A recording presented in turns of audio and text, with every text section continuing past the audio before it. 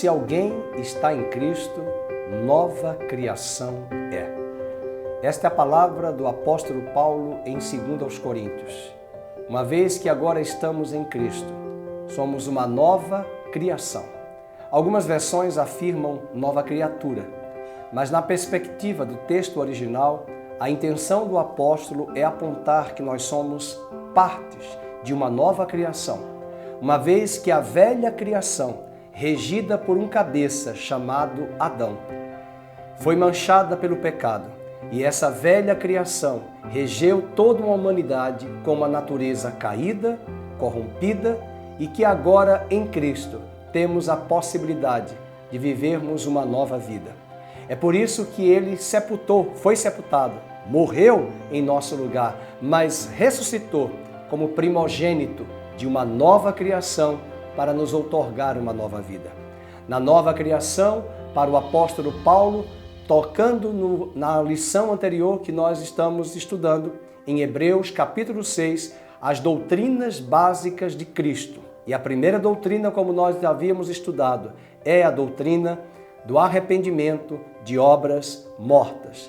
Obras mortas que são da velha natureza, dessa velha regência da natureza adâmica que guiava as nossas vidas, que ludibriava a nossa mente e o nosso coração, regida pelos principados e potestades que domesticam toda uma humanidade através dos seus apetites desenfreados da carne, incitando os homens a pecarem contra Deus e se rebelarem.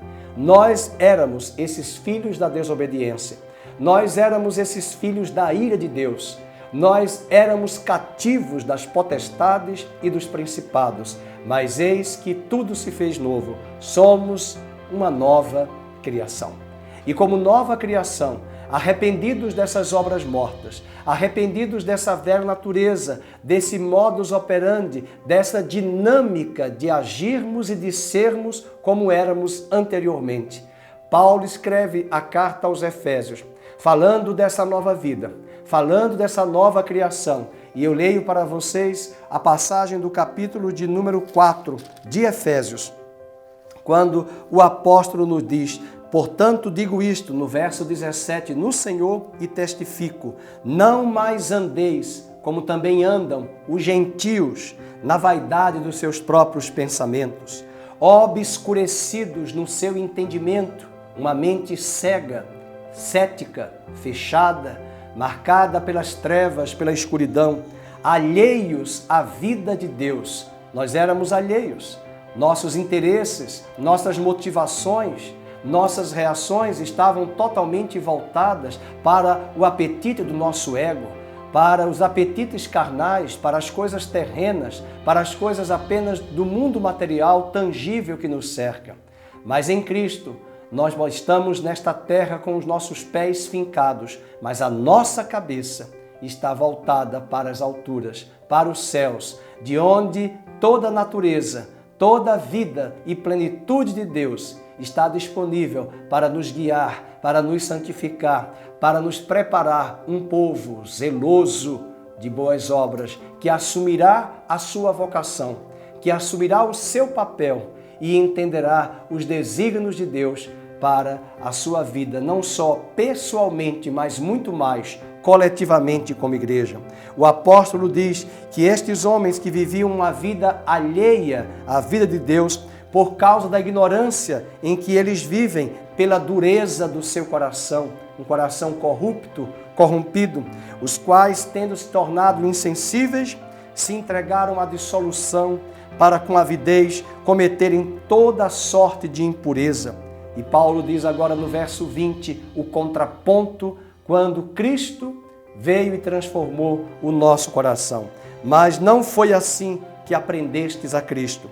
Se é que de fato tendes ouvido, e nele fostes instruídos, segundo é a verdade em Jesus. Veja o que diz o verso 22, no sentido de que, quanto ao trato passado da velha natureza, do arrependimento das obras mortas que vocês assimilaram e enfrentaram, vos despojeis do velho homem que se corrompe segundo as concupiscências do engano. Paulo nos desafia pelo Espírito a nos despojarmos do velho homem, dos ditames da velha natureza, dessa mente obscurecida, dessa vida alheia a Deus, desse coração duro, insensível e petrificado. Que Deus nos livre dessas mazelas, desses tentáculos da natureza adâmica. E no mesmo capítulo, verso 23, ele dá uma ordem: e vos renoveis no espírito do vosso entendimento. Nós não podemos ter uma mente passiva. Nós precisamos renovar a nossa mente, transformar a nossa mente pela palavra de Deus. Se você tem um computador e ele está respondendo a um determinado programa, você não pode esperar outra resposta a não ser aquele programa que está inserido. Assim também no seu smartphone, você tem aplicativos que estão ali. Você não pode esperar outros programas, outras distrações e entretenimentos, a não ser que você instale um novo aplicativo. Assim também, na nossa vida diária, nós precisamos entender que ao longo de anos, antes da nossa conversão, nós inserimos nessa mente, nós inserimos em nosso comportamento condicionado estruturas de raciocínio, o modus operandi da velha vida, da velha natureza, da natureza adâmica que nos regia.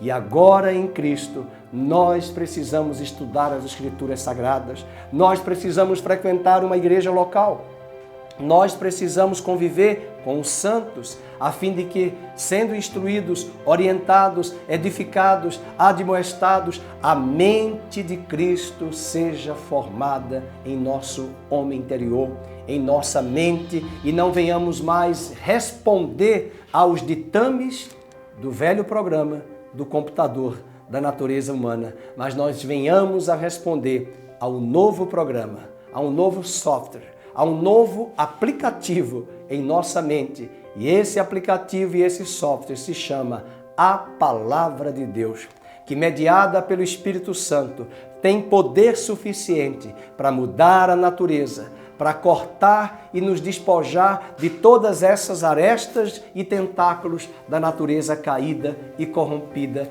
e inserir em nós práticas da vida e da nova vida em Cristo Jesus. Eu desejo isso ao seu coração e finalizo. A partir do verso 25, Paulo vai falar: deixe a mentira, deixe a amargura, deixe a ira. Não furte mais, trabalhe fazendo com as próprias mãos, não saia da vossa boca nenhuma palavra torpe, e sim unicamente a que for para a edificação. Estudar as Escrituras Sagradas, submeter-se à ação da dinâmica do Espírito Santo é um desafio diário e constante. Martinho Lutero dizia que todos os dias eu preciso ouvir o Evangelho.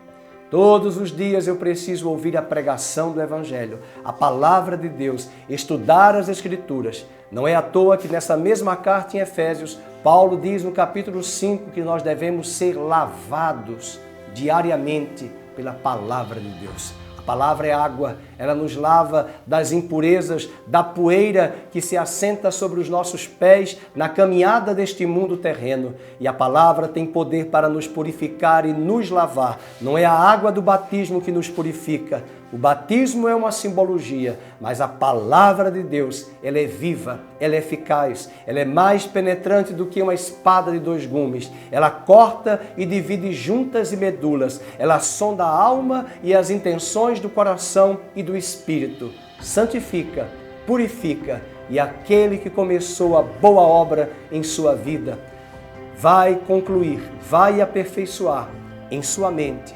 até que a estatura de varão perfeito seja formada em seu ser, em seu coração. Até breve em nosso próximo estudo.